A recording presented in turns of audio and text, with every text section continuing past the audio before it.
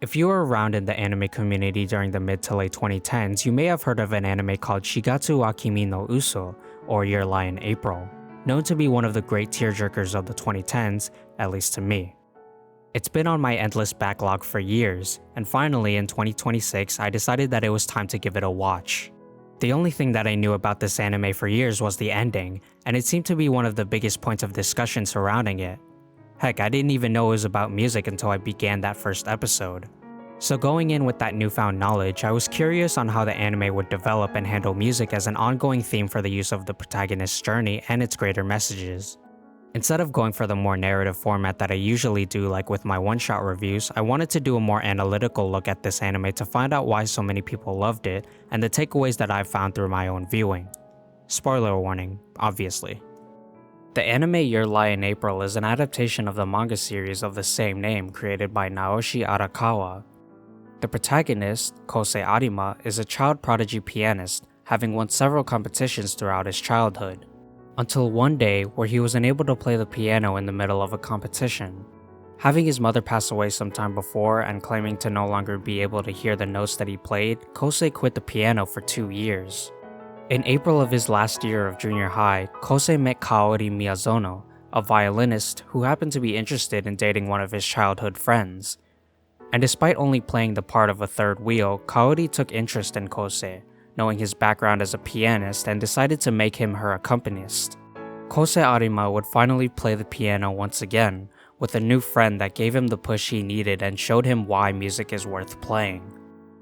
While Your Lie in April primarily focuses on the relationship between Kosei and Kaori, there are two secondary characters, those being Tsubaki Sawabe, Kosei's childhood friend who's much like a sister to him, and Ryota Watari, a seemingly frivolous playboy who actually has a good heart and is the guy who Kaori was interested in seeing.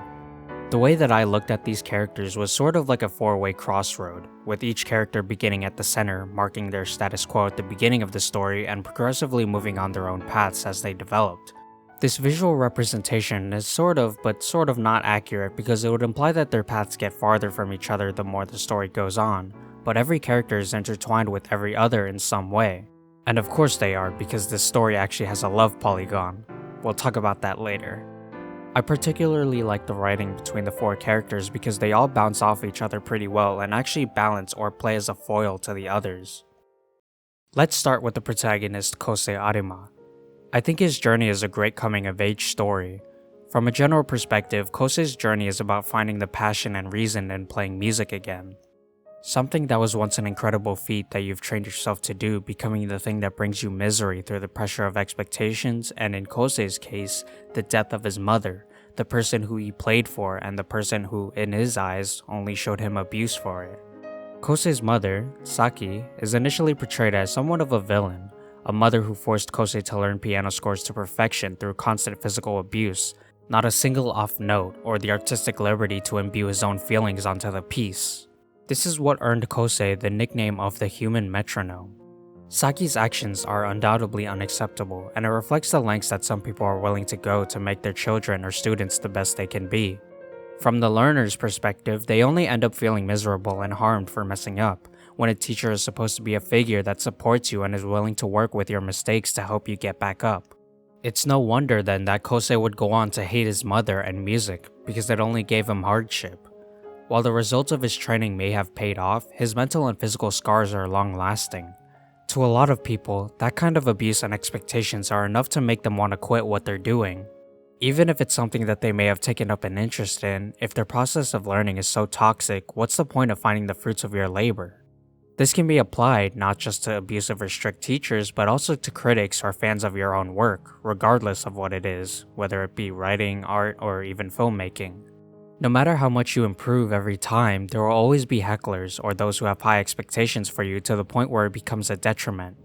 While in Kosei's journey, those external pressures aren't much of a factor to him, it is something that's briefly explored in moments such as when they show other contestants or in Nagi's duo performance with Kosei. Going back to Saki, however, her actions weren't done with malicious intent. She only wanted the best for her son, and seeing as how she was slowly dying, it would only be a matter of time before Kosei had to go through life on his own. That parental fear of, will my child be okay in life? So Saki taught Kosei the only skill she really knew after finding out he had a knack for it, in the hopes that he could become good enough to be a professional and make a career out of it. It doesn't excuse the abuse Kosei went through, but it's an understandable motivation to want to set your child up for success before you have to leave them for good. From Kosei's perspective, even though he hated his mother and seemed to suffer from PTSD, he couldn't get away from that familial bond with her. And ultimately, his performance of Love's Sorrow was the turning point where he came to accept and move past his mother's death. Recounting the early lessons that his mother gave and coming to understand that his mother's heart wasn't ill-willed. I certainly can't say that this notion of looking past parental abuse is something that everyone would be okay with, but fiction always requires some suspension of disbelief. This moment is meant to convey Kosei's growth as a character and his healing as a person. It's from this point onward that we shift into the second half of Kosei's journey. Now that Kosei's grown to move past his mother's death and found his footing again with music, he's challenged with confronting his true feelings about Kaori and her declining health. It's almost a repeat of what Kosei already went through. The person that he loved, the person that lit his fire, and the person that he played his music for was going to be gone once again. Grief isn't something you only go through once in your life, and it's not something that most people get used to, but you can learn from your previous grievances on how to move forward if you found yourself in that situation again. Kosei's final performance not only signifies the end of his character's journey, but also him coming to terms with Kaori's death and confronting it in the only way he knows how, by playing. Kaori Miyazono, the deuterologist, is that person who will always inspire you, even despite their own issues. She was always the one pushing Kosei to perform and practice, all done in admiration for the person she fell in love with and the pianist who once was. She's a positive, free spirit that is only willing to do things her way. That independence is shown off in her character and her music. The rejection of conforming to the rules of a music competition and transforming the score into her own, playing to get her emotions across in music. I think Kaori can be seen as a representation of true freedom, ironically in a condition where she's limited in the things that she can do. There's a saying in any creative field that when you're put under tight restrictions, whether it be technological, budget, or rule related, that you're able to put out the most genuine or best work because you struggled and pushed your creativity to think inside the box. There's also a saying that you must learn the rules in order to break them. I think both of these statements suit Kaori's character very well. At the end of the story, we learn that Kaori knew about her inevitable death long before meeting Kosei, and it was those circumstances that pushed her to live life to the fullest in the time that she had left. It's what led her to lie in order to meet Kosei, to eat all the things she wanted to, and to play music her way. She might not be a candidate to win a violin competition, but she's a person who will leave an impression on you. Not held back by the limitations of the score or her personal worries, Kaori is, for the most part, always true to herself. It's inspiring to watch someone who's seemingly held by no bounds and is willing to take charge of their own life. In this seemingly pessimistic society where we're fated to follow the boring and unfair conventions of the world, where we're stuck to the system and many of our dream careers would only happen to a lucky 1%, it's rare to find someone to look to who will keep doing what they want in spite of all that, even if that someone happens to be a fictional junior high student. I love how Kaori is the one to pick Kosei up for the first half of the story, and when she seemingly reached her wit's end, he finally does the same for her. In the same way that a friend is willing to help you when you're down, you can be there for them. It's a great full circle moment seeing Kaori finally try again near the end, and despite her bittersweet ending, it's a reminder that you can always keep going, even if you've already given up.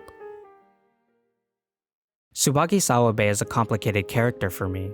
On one hand, I understand her significance to the story as a way to stand in between Kosei and Kaori, but on the other hand, I don't have any particular strong feelings towards her. The story pushes us to root for Kosei and Kaori from the beginning, and as a result, the audience is less inclined to want to see Tsubaki end up with Kosei. This really affects the impact of her subplot because despite all of the history that the two have with each other and the emotional struggle that we see her go through, the grand reveal to Kosei doesn't feel like it hit much of a climax. Though you could argue that the reason why it's not made up to be very climactic is because Tsubaki already accepted that Kosei was in love with Kaori. I will say that I think her character does a good job at portraying the difficulties of unrequited love and the misstep of going into a relationship with someone who you fell out of love with. No matter how much you love someone, sometimes you just won't be their special someone. Oh, childhood friend cliche, I curse thee. It's a shame that she was just relegated to a younger sister type because she should be the one closest to Kosei, and if anything, I would have rather had her play a bigger sister type instead. being able to offer advice to him while still navigating through her own personal struggles. I think if Tsubaki's romance was written to be completely separate from Kosei and Kaori's, it would have actually made me care for her a lot more, and it could have even resulted in a more satisfying ending for her character arc. Of course, that's just my opinion. Also, as a side note, she has the same voice actress as Ren from MF Ghost, which was really weird hearing in this when I started because that anime's season 3 was still airing and they sound so similar. I think Ryota Watari might be an underrated character. I say might because I don't know what the community consensus is on him, but I ended up liking him more than I thought I would. Watari, while having a goofy playboy personality, actually ends up serving as somewhat of a big brother figure to Kosei. Watari is the kind of guy that'll always be there to back you up. Between his teammates and his love rivalry with Kosei, he's always been shown to be supportive of everyone. But underneath that cool persona, he's just as emotionally vulnerable as everyone else. I think the juxtaposition between Watari's seemingly chill acceptance of losing his final junior high tournament and him crying in the bathroom in episode 7 gives him some nice depth. The final chance to make a big boom in junior high and he blew it. Not everyone is going to make it big, and it especially feels the worst when the stakes are at its highest or when you've put your most amount of work into it. A detail that's only touched on very briefly is that Watari ends up getting a sports scholarship for a high school later on in the story. I bring this up because it's a subtle way of saying that even if you don't make it in what seems to be the biggest moment, there can still be opportunities for you later on as long as you still put in the work. Perhaps those moments later on may be grander than what you've already experienced, and maybe you'll even become a star. My favorite Watari scene is in episode 17, where Kosei breaks down, unsure of what to do knowing that Kaori might eventually pass like his mother, and knowing that the person he loves someone else. Watari pushes Kosei to see Kaori even despite the circumstances, knowing that he would certainly come to regret it if he didn't. It's ironic how Watari serves as the barrier between Kosei and Kaori, as he knows he probably isn't the one who Kaori really loves, pointing out that Kosei is always the person she leans on. Watari's compassion in this scene is what made me really like him as a character. He's kind of a douchebag when it comes to relationships and he's always trying to be the cool guy, but he still shows sympathy to his friends and has those big brother moments when it counts. I know there's a whole lot that I haven't even touched on with all the characters, but if I did try doing a deep dive into all of them, I would be here forever, hence why these are just my biggest takeaways from them. Your Lie in April might be a romantic drama, but I actually think this story could have completely worked without the use of the love polygon, even though that would kind of make the Lie in April meaningless. I think the main relationship between Kosei and Kaori is well done and makes sense. From a thematic standpoint, Kosei is a pianist who had the talent to match the sheet music perfectly, didn't see music as a means of expression, and gave up on his path. Meanwhile, Kaori is a violinist who hated having to follow the score, wanting to play music in the way she wanted to, and made sure to live life to the fullest. I really can't praise their dynamic enough, and it's only because it's so well done that the story and emotional beats are able to hit as hard as they do. What I think this story didn't need in order to tell its messages is the complicated polygon between the main four. Tsubaki and Watari could have been characters without being love interests to Kosei and Kaori, and you still would have been able to tell a story that strains the two musicians' relationship, and get across the themes of grief, creative freedom, the passion of music, and so on. I will admit, however, that the polygon does serve as a way in creating more struggle between the characters, and moments like Watari helping a broken down Kosei would not have hit as hard if it weren't for those additional roles in the story. There's an interview with Naoshi Arakawa where he says that the initial conception was to have a sports girl be introduced to bring friction between Kosei and Kaori, and he ended up putting more of an emphasis on romance. Knowing this, I can understand why Arakawa ended up writing the characters in the way that he did. Not only to make things more interesting, but it also exposed their more vulnerable sides and the complicated feelings of love at that stage in life. The love polygon doesn't ruin the story for me, I just think it didn't have to exist. Another fair criticism is the underdevelopment of many of the side characters. To me, the most notable ones being Emi Igawa and Takeshi Aiza, the two rival pianists. I understand that they serve as fuels of inspiration for Kosei, just as he did to them, as well as showing the difference in their ideologies, but I think there could have been much more added to their stories. While it's not necessarily needed, as the focus of the narrative is on the main four, they're built up to be these people of high caliber, but as the story moved more into the romance, they didn't really get featured much again until the very end. There is an OVA prequel to Your Lie in April that does apparently cover the trio pianists, but I haven't watched it myself, so maybe some of my concerns would be addressed there. There's only one more thing that left me unsatisfied, and that's that I wish we could have gotten one last real duet with Kosei and Kaori. Technically, Kaori's spirit did get to play with Kosei, and we got to listen to the violin accompanying the piano, but from a pure fan standpoint, I really would have liked one last performance with the two of them, even if it probably wouldn't have made sense with the condition that Kaori developed. It's weird because I think the bittersweet ending we got where we don't get a real last duet is better, but the romantic in me would have really wanted that last hurrah. A1 Pictures was the studio behind Your Lie in April.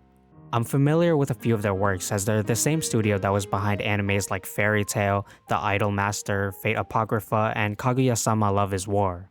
While nowadays A1 Pictures has a more positive reputation for works like Solo Leveling or Fate Strange Fake, we're talking about mid-2010s A1 Pictures here. I'm getting flashbacks to the Ace Attorney anime as we speak. That's not to say that the animation of Your Lie in April is bad. In fact, I think for the most part it's fine, but there are times where the quality takes a dip. Notably, a lot of the comedic scenes where the characters transform into chibi versions, or the use of still shots for the audience, or many dialogue moments. It's not something that turns me off personally because you're meant to be more invested in the story, but it's a reminder of that mid-level quality that A1 predominantly had in the early to mid-2010s. The performances are a big highlight for me in terms of animation. Given how this is an anime where music performances are an essential part, it's no wonder that A1 worked hard on getting these right. There's an interview with anime director Kyohei Ishiguro where he noted that the performance scenes were much more harder than he had anticipated. The lengths that he and the team went through to animate the piano and violin accurately, going so far as to film a violinist and use it as reference, really shows how much care they put into getting those scenes right, and to their credit, it paid off. I'm no pianist nor violinist, so I can't actually confirm myself how accurate the anime is, but judging from the overwhelming consensus online, it seems they got it near perfect, at least for the piano. I was left so memorized by the piano hand movements and how great it looked. The 3D animation, while it's not the most seamless in blending in with the 2D art, still holds up decently well. You get a good sense of just how complex of an instrument the piano is, and even the other components of the piano are animated. Of course, they occasionally cleverly hide all that complexity, probably to save on cost and time, but it doesn't ever feel too lazy or poor. But what actually stood out to me the most was the visual direction. I love how colorful this anime is. It's hard to put it into words, but everything is oozing with vibrance. Whether it be the environments or the visualization of emotions, everything is so colorful. I love how the use of warm colors is often used to convey the emotions that come from the music in these dreamy-esque shots. It's something that was done in the manga but comes across way better with color. This might sound so obvious that it's insulting, but the use of color really adds another layer of beauty to it all. And when the anime does decide to use less saturated colors, it hits all the more harder because it's associated with all of the negative aspects of life like death and trauma. For all of the great storytelling, performances, and animation at times that Your Lie in April has, why is this story about music? Or more specifically, classical music? Well, the simple answer to that is Arakawa wanted to write about a female violinist. But what thematic purpose does music serve to this story, its characters, and the morals that it teaches? This story could have easily been told without music. The characters could have easily had other skills like painting or writing. This is where I, and I'm sure many others, think this is where Your Lie in April shines the most. The auditory experience of watching the anime is what helps convey the emotions that we're meant to feel from the story and from the music itself. In the same way that Alfred Hitchcock's Psycho would not be the same without the strings used for the score, Your Lie in April the anime is a masterpiece because of its ability to convey the sound of music. Music is an art form in which we can derive all kinds of emotions from what we listen to. We can listen to songs with faster tempos to invoke a sense of joy or excitement, and we can listen to slower songs to feel calm or sad. Music is also interpretive. We can listen or play the same song and have different emotions or takeaways from it. It's for this reason that I think classical music works so well for Your Lie in April. In fact, it's a topic that's brought up in the story itself. All of the performances in the story are described to us, the audience, with what emotions they're able to convey. Kosei's performance of Etude in E minor, Opus 25 No. 5, Wrong Note by Frédéric Chopin, is the perfect example of how music can be changed and interpreted from the musician and audience standpoint. At the beginning of his performance, Kosei's playing is fast and rough, giving the piece a sense of urgency and discomfort.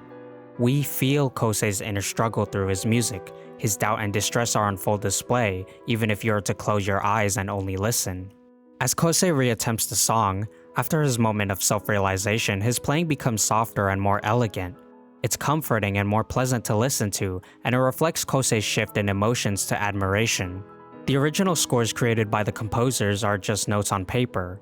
It's up to the musician to perceive their ideal way of playing the song and what emotions they want to express.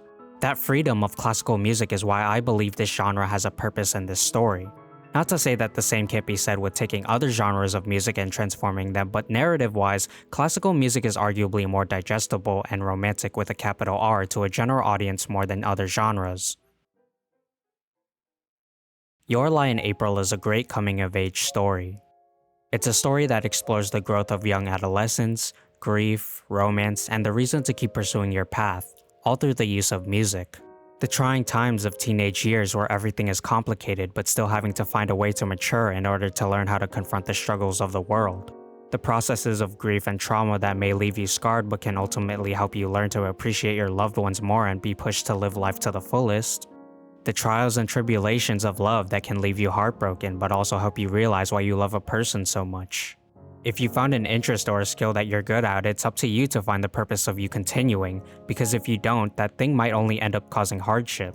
The way that the story was written has such a natural flow and great pace, so it never feels jarring seeing any big moments or drastic swings because there's always a progressive buildup that sets these moments up. I can especially appreciate the anime for its beautiful visuals and soundtrack, of which I didn't even talk about in this video because I'm not that good when it comes to describing music, but every element of the experience wants to make you feel something. It's no wonder then that this anime has continued to resonate with so many fans through its messages and why it's critically praised. Love is not knowing what you're talking about. Lucy Van Pelt.